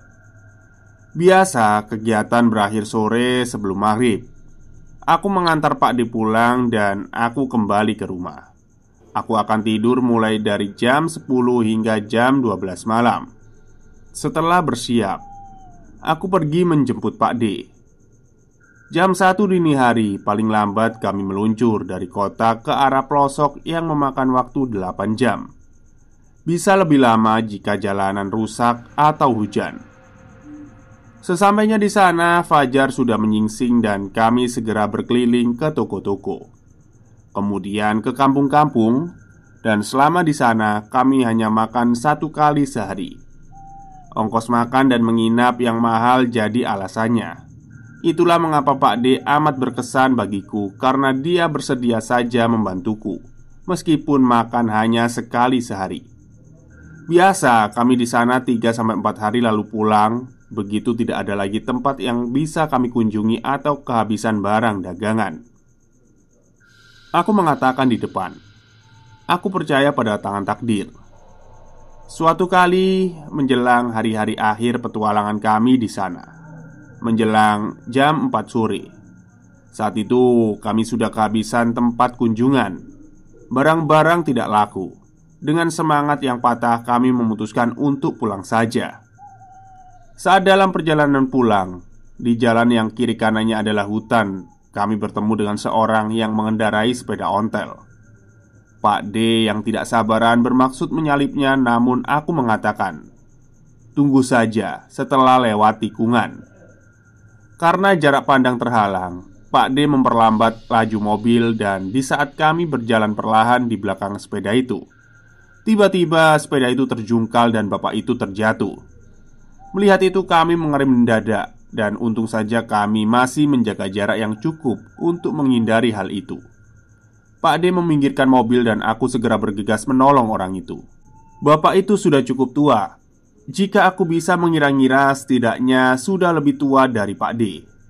Herannya, Saat aku menolongnya, dia malah terkekeh, seakan sudah mengetahui akan bertemu denganku. Seperti orang pada umumnya, kami menawarkan mengantar dia pulang karena bak pickup bisa mengangkut sepedanya. Dia terkekeh dan mengangguk. Dia nampak tidak terluka. Di lehernya melingkar sebuah kalung tasbih besar. Aku tidak begitu memperhatikannya saat pertama. Pak D sibuk mengangkat kepada beliau, dan aku membantunya memasukkan sepeda itu ke dalam mobil. Dia bilang rumahnya sudah dekat. Aku dan Pak D tidak pernah melihat rumah penduduk di lokasi ini. Tidak jauh dari sana ada jalan tanah di sebelah kiri. Lebarnya cukup untuk dimasukkan sebuah mobil. Namun akan menabrak ranting-ranting dari semak di kiri dan kanannya. Masih cukup jauh dari jalan tanah itu. Agak berbelok ke kiri nampak sebuah rumah kayu. Rumah yang sudah cukup tua dan nampak rapuh serta sepi. Ada sebuah pohon besar di sebelah kanan rumah itu. Pekarangannya cukup luas, terisi rumput, tapi tidak nampak ada orang lain di sekitarnya.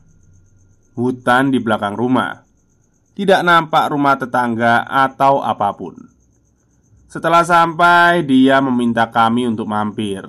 Kami menolak karena sudah sore dan kami hanya ingin cepat pulang. Namun, dengan agak memaksa, dia meminta kami meminum secangkir kopi dahulu. Merasa tidak enak menolak orang yang di daerah asing ini, aku dan Pak D mengiyakan. Kami duduk di teras rumahnya. Ada 3 kursi di sana, kursi rotan. Bapak itu masuk ke dalam rumah, keluar membawa nampan berisi 3 cangkir kopi. Beliau meminum duluan, lalu mempersilahkan kami. Aku dan Pak D meminumnya dan aku hampir tidak dapat menelannya. Ini kopi apa air tanah? Aku berujar dalam hati.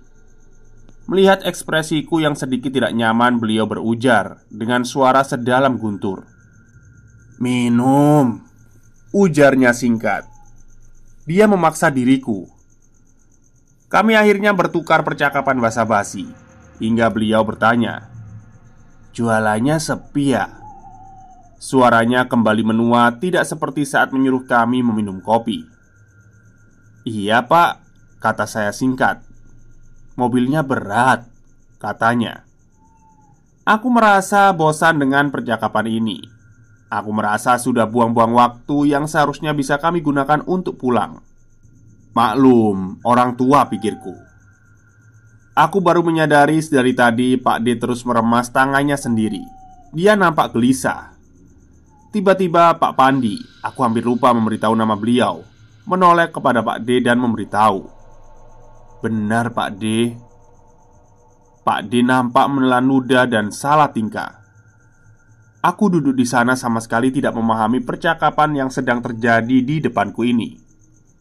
Kami berusaha untuk pamit. Akhirnya beliau pun berdiri mau mengantarkan kami ke arah mobil.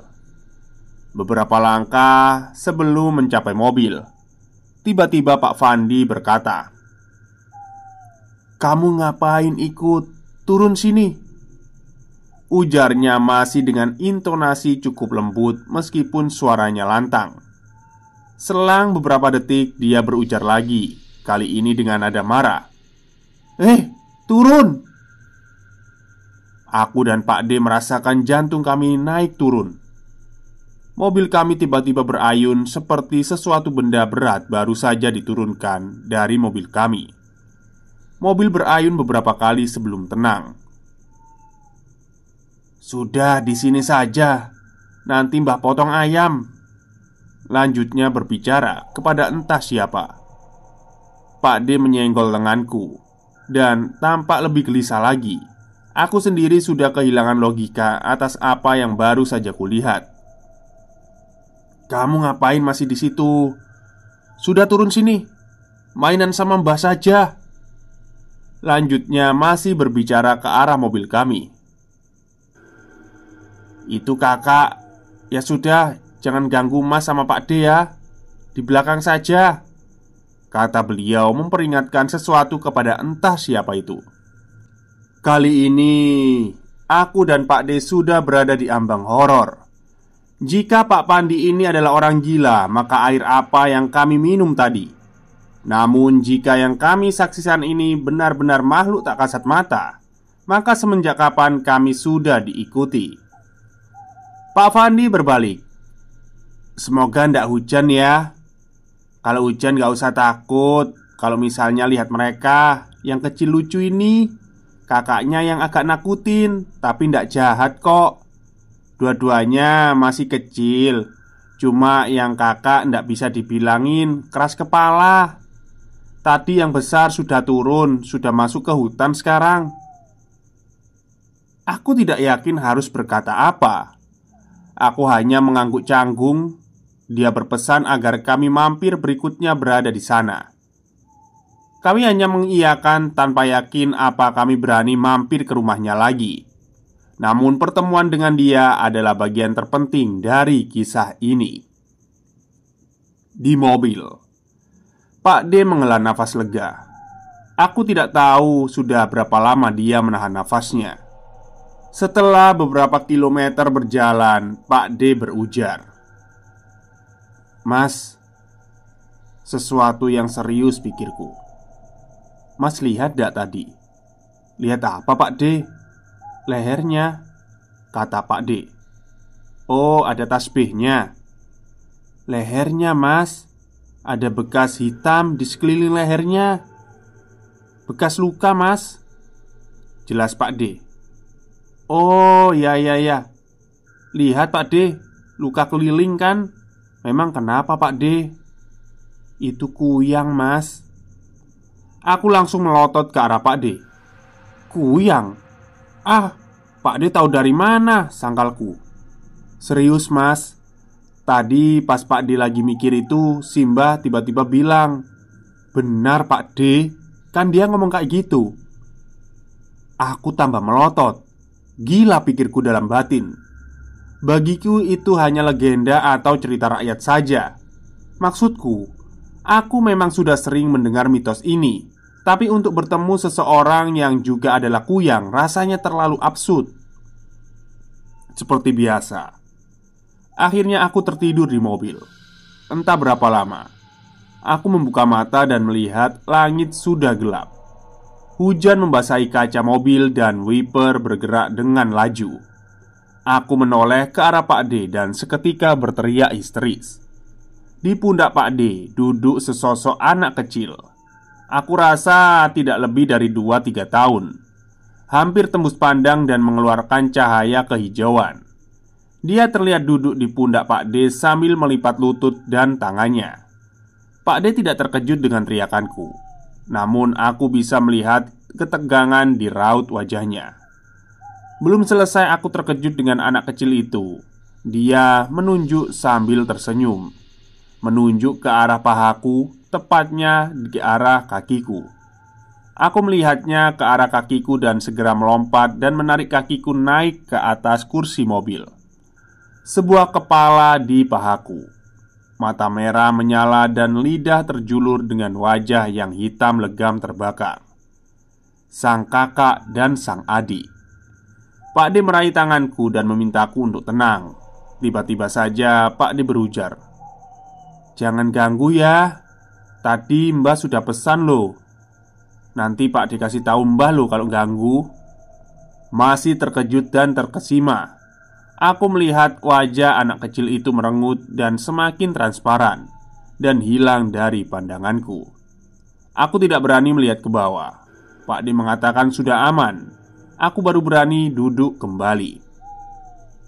Kejadian tersebut meyakinkan aku dan Pak D bahwa kami harus mampir ke rumah Pak Fandi berikutnya. Setidaknya untuk terima kasih atas bantuannya. Kali kedua bertemu, kami sudah menjadi cukup akrab. Pak D tidak lagi takut dan benar kuyang. Pak Fandi mengatakan bahwa ilmu hitam yang ia pelajari semasa muda. Namun setelah istrinya meninggal saat melahirkan, dia telah berhenti melakukan ilmu itu. Dia mengatakan kehilangan membuat dia menjalani kehidupan yang berbeda. Aku melihat seseorang yang baik dan kesepian terlepas dari apapun yang ia lakukan itu. Aku memilih melihat dia saat ini.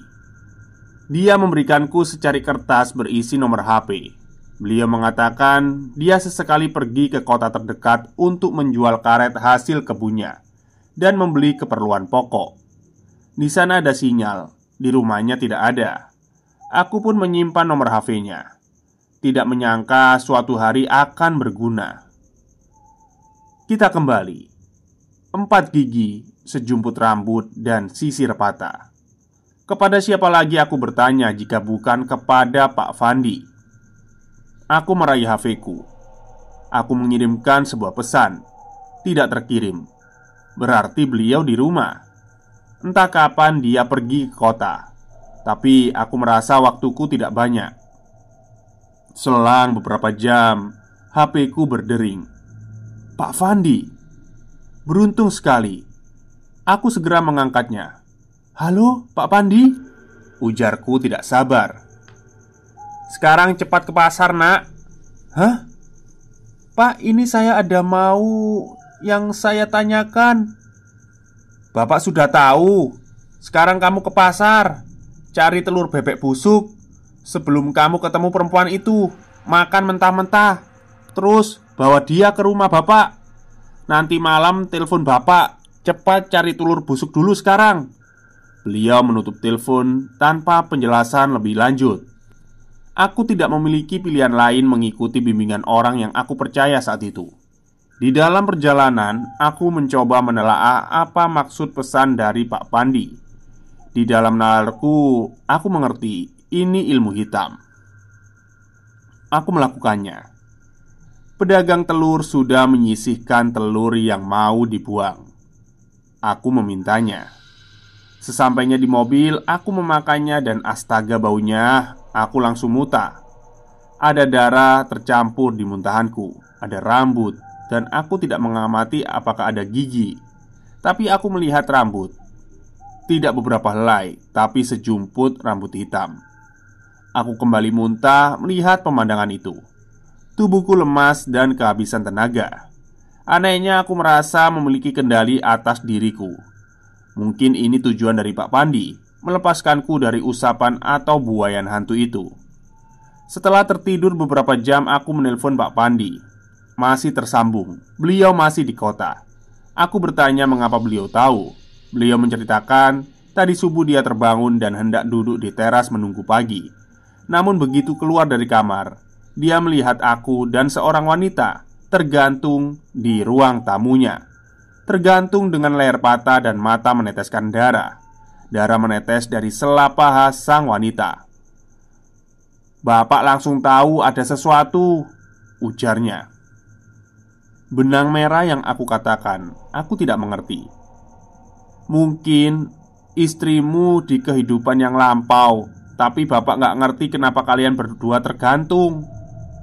Kini menjadi sedikit lebih masuk akal.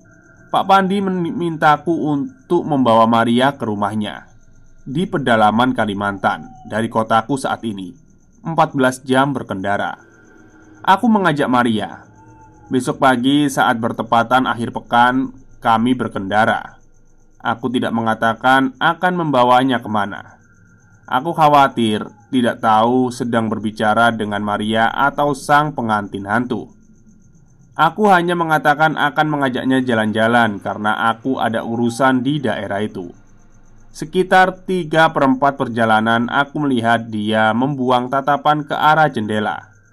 Namun kali ini tidak ada senyuman. Kami hanya bertukar percakapan sesekali. "Aku gak mau pulang. Aku gak bisa di sini." Dia sesekali membelai punggung tanganku. Seusai menarik tangannya, setelah membelai punggung tanganku, dia berkata lirih, "Aku gak mau pulang."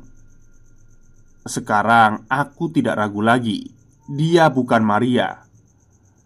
Aku mencoba menghelai fakta bahwa duduk di sampingku ini adalah arwah sang pengantin itu. Dia masih tidak bergeming. "Kalau aku pulang, kamu ikut ya?" Dia menoleh dan tersenyum. Aku mempercepat laju mobilku, berharap cepat tiba di rumah Pak Fandi. Semakin mendekati tempat tujuan, dia semakin meracau dengan nada dan senyuman yang mengerikan. "Kamu ikut ya kalau aku pulang," ujarnya berkali-kali. Dia menggenggam tanganku dan menaruhnya di perutnya. "Ada anak kita," ucapnya dengan ekspresi girang dan menakutkan. Papa ikut ya." Entah berapa puluh kali dia mengulang kalimat itu sambil menatapku. Aku benar-benar ngeri. Aku semakin tegang dan ketakutan. Sudah sangat dekat. Begitu memasuki pekarangan Pak Pandi, aku bisa merasakan kelegaan yang besar. Pak Pandi terlihat duduk di terasnya memejamkan mata. Begitu mobilku berhenti, aku bergegas turun. Tepat sebelum aku berhasil turun, aku melihat Maria berkata dengan mata kosong, "Kamu harus ikut." Pak Pandi menghampiri kami. Maria turun. Pak Pandi mencoba berbicara. "Darah kan? Jangan ambil nyawanya." Sang pengantin tertunduk, menyeringai dan tidak menjawab. Ada semacam kebengisan dalam seringainya. Pak Pandi mengikat tubuhku dengan sebuah tambang, bukan leherku tentu saja. Dia mengikat dengan cukup erat sehingga hanya sebentar bagiku untuk merasa mati rasa. Dia mengikatku di pohon yang berada di samping rumahnya. Aku terikat sekitar 1 meter dari tanah dan kesusahan bernafas karena eratnya ikatan itu. Tanganku yang berada di sampingku diraih oleh Pak Pandi. Dia menyayat jari kelingkingku cukup dalam. Darah menetes. Dia meminta Maria mendekat. Pak Pandi meminta Maria menghisap darah yang mengalir itu. Dia menatapku dan menangis. Kali ini bukan sampai jumpa lagi. Aku tahu ini perpisahan. Dia menghisap tetesan darahku sambil meneteskan air mata. Dan dalam beberapa menit aku melihat dia jatuh kehilangan kesadaran. Pak Pandi menurunkanku. Aku terbaring lemas. Maria mulai sadar dan nampak tidak mengerti sepenuhnya apa yang sedang terjadi. Setelah mengucapkan perpisahan dengan Pak Pandi, aku berangkat ke kota terdekat untuk mencari penginapan. Di penginapan aku menjelaskan kepada Maria apa yang terjadi. Dia muntah dan merasakan kengerian yang kurasakan. Meskipun tidak menyalahkanku, aku bisa merasakan tatapan jijik dari sorot matanya terhadapku. Aku tidak menyalahkannya. Selang beberapa waktu, aku dan Maria tidak melanjutkan hubungan kami setelah itu. Mungkin kami berdua sama-sama orang yang salah di waktu yang salah. Telah belasan tahun, dan upayaku mencarinya hanya berujung kepada kegagalan. Ruang kosong di hatiku masih belum terisi.